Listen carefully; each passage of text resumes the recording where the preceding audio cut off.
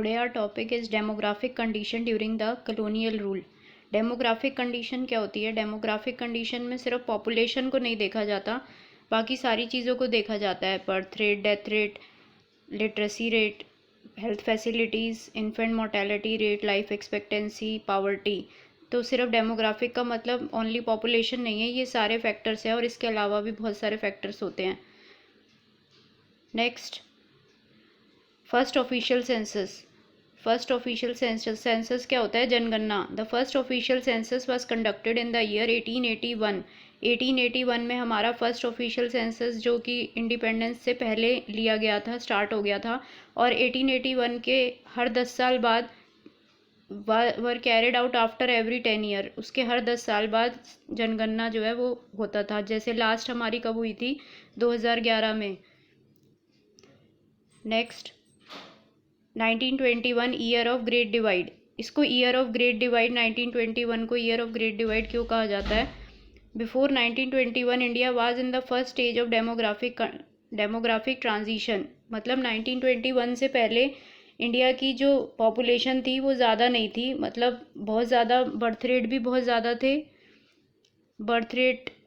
थे, यानी कि लोग पैदा भी ज़्यादा होते थे, और डेथ रेट भी बहुत ज़्यादा था क्योंकि हेल्थ फैसिलिटीज़ अच्छी नहीं थी, इसलिए डेथ रेट भी बहुत ज़्यादा था।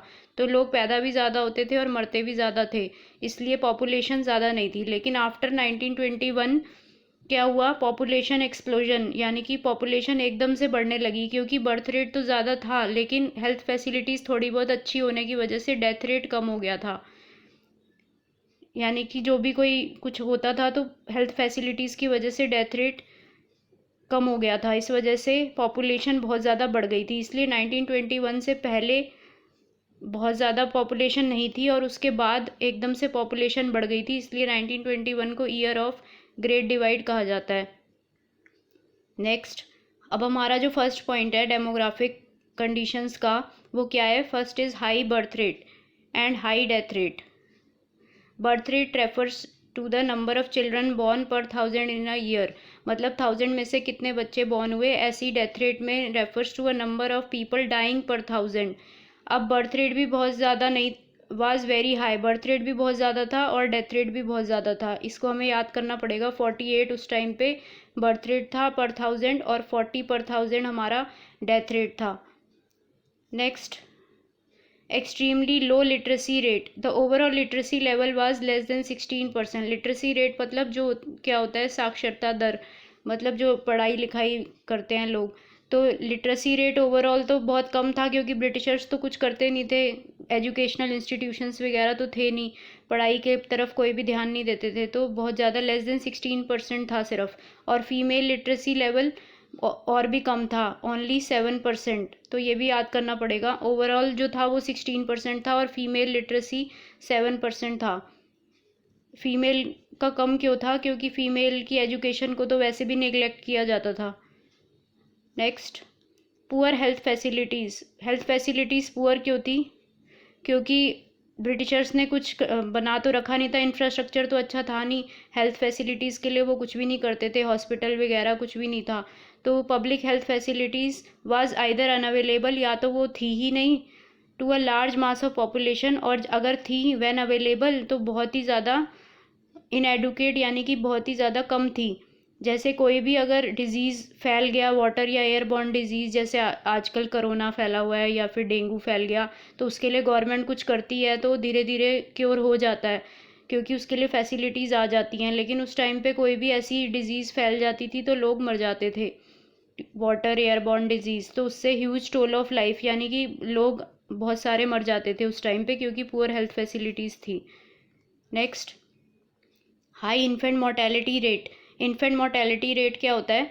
जब बच्चा 1 साल का होने से पहले बहुत ज़्यादा क्या होता है? डेलिकेट होता है, उसकी इम्यूनिटी बहुत कम होती है जब तक वो 1 साल का नहीं होता, तो उसको काफ़ी सारे इंजेक्शंस वगैरह भी लगते हैं, प्रिकॉशनरी वैक्सीनेशंस होती हैं उसकी। तो इसमें इन्फेंट मोर्टेलिटी रेट का मतलब है कि बच्चा जब तक 1 साल का नहीं होता उससे पहले उसकी डेथ हो जाती है, अगर उसकी इम्यूनिटी, उसको प्रॉपर वैक्सीनेशन वगैरह ना दिया जाए। तो infant mortality rate refers to a number of infant dying before reaching 1 year of as.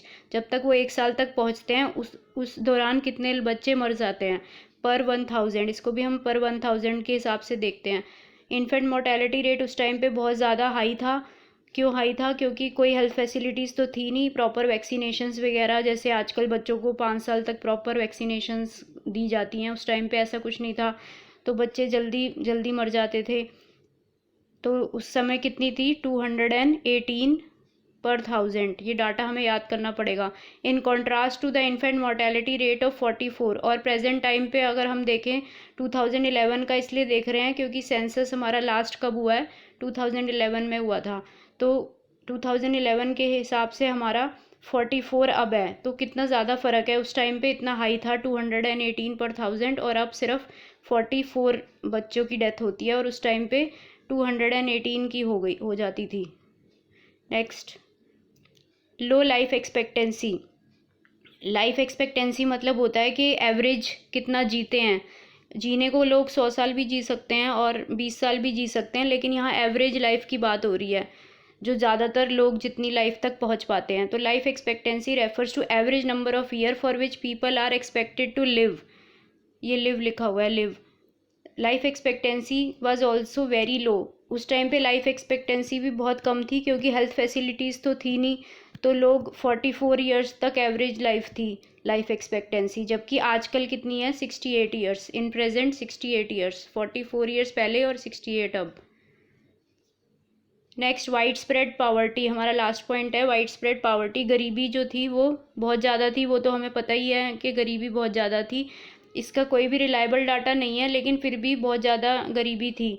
There is no doubt extensive poverty prevailed in India during the colonial period, यानी कि British period में बहुत ज़्यादा गरीबी थी। स्टैंडर्ड ऑफ लिविंग लोगों का बहुत बेकार था, बहुत लो था और बहुत ज़्यादा पावर्टी थी।